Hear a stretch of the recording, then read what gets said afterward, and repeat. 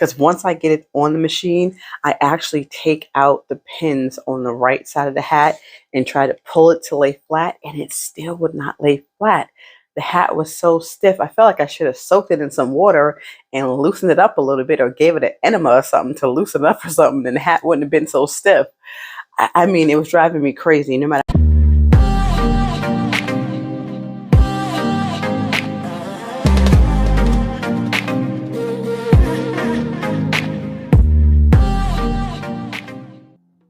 Hey friends, welcome to this week's craft video. My name is Brandy. It's been a minute since I've showed my face in the beginning of a video. So I just wanted to jump on here and tell you about my video firsthand before we jump into the actual craft video. So I made my first hat on my single needle machine, and it was a complete fail.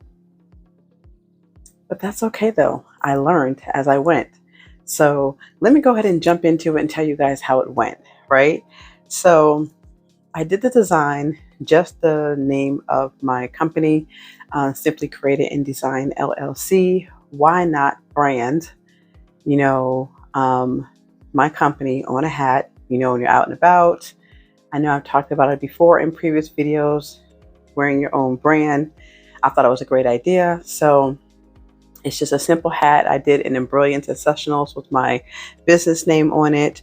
I played around with the size. I started out with like a 5x2, and then I think I did like a I did a 5x2, and I think I went down to like a 4. So I ended up with a 3 by 1.25 inches, right? 3 width, and then the height 1.25 inches. I actually like the sizing, because I did do my research trying to figure out what would be the perfect size on a hat, and I looked at some videos and they didn't really talk about the size of their design. They just showed how they did their design in the machine, and then they went to the machine and started embroidering. So mine was 3 and 1.5 inches, 3 by 1.5 inches. I'm sorry, 3 by 1 3/4 inches. That was my design size. So it was only like a 10-minute stitch out. And then I used tearaway stabilizer on the back, and I used 505 spray. Now let me tell you something. I sprayed the hell out of the daggone stabilizer, okay? Trying to get this hat to lay flat, okay? Before I go into that part, make sure, if you guys have not, for those of you guys who are first time trying to hoop a hat, make sure the lip underneath the hat, make sure you guys have it pulled up, like, bent it back so you don't embroider on that lip, right? So the hardest part for me in doing this hat on a single needle machine was pinning the hat down. Oh my God, it took me so long to pin the hat down. The pinning part was time consuming, but the hat was just so stiff, right? And even after, when you see like later on in the video, once you see how I was pinning it, it still didn't lay flat. There was this one little annoying crease that you will see, because once I get it on the machine, I actually take out the pins on the right side of the hat and try to pull it to lay flat, and it still would not lay flat. The hat was so stiff. I felt like I should have soaked it in some water and loosened it up a little bit, or gave it an enema or something to loosen it up or something, and the hat wouldn't have been so stiff. I mean, it was driving me crazy. No matter how much I pulled it tight and tried to lay it flat on the stabilizer, the crease would not go away. Even though it laid flat, the crease will slowly come back and just show itself. It got on my nerves, but you'll see it later on in the video, right? And then also, right, so this is my first time, so I'm not going to beat myself up, right? The design wasn't as straight as I thought it was, because I did watch one lady's video, and she actually did like the lines, and she lined it up that way, and I did the lines on mine, but I didn't draw it straight across, so it looked like it was straight. I did try to use my visual on the little nugget at the top, the nugget at the bottom, nugget at the side. I tried to use my visual, but my design wasn't as straight. But that's okay though, because this hat is for me. So I'm okay with it. I'm still going to wear it crooked and everything. I'm still going to wear it because I actually like it. I'm psyched about it. I just got to get it perfect. You know what I mean? So, and then once I got it on the machine, I did play with the position. So you guys will see in the video where I did like a testing for design to go around, and I played with the positioning and I actually moved it down some. So it's kind of weird because when I moved it down, it looked like it was perfect right where I needed it to be. And as soon as the first stitch started and I saw like it was up by like the little hole, I was like, it's too high. I was bummed. I really was, right? Because I moved it down and I really thought I was in a good position, but it wasn't. So I also think why it was so hard, it was, and you guys let me know in the comments, right? For those of you guys who have done hats, let me know in the comments. I think it also was hard on this hat because this hat was 80% polyester and it was 20% cotton. And I think I've seen a lot of people use the dad hats. So I think that's why it was hard. Even for that crease that kept popping up, I think that's also why it was hard to get this hat to lay flat because of it was polyester. So the next hat that I do, I will definitely purchase some dad hats, probably from like Jiffy shirts or something like that, and try to do a design on the dad hats. So, and see how those come out, because you know, cotton is not as stiff as the polyester. So without further ado, no more talking, let's jump into the video, and you guys let me know in the comments how you feel about my design and tell me really what you think about the process. And if you guys have an easier way to do your hats, or if you hoop it differently, hey, share, let me know, you know, how it works for you. I'm always open to new ideas and all that kind of stuff. So let's go ahead and jump right into it.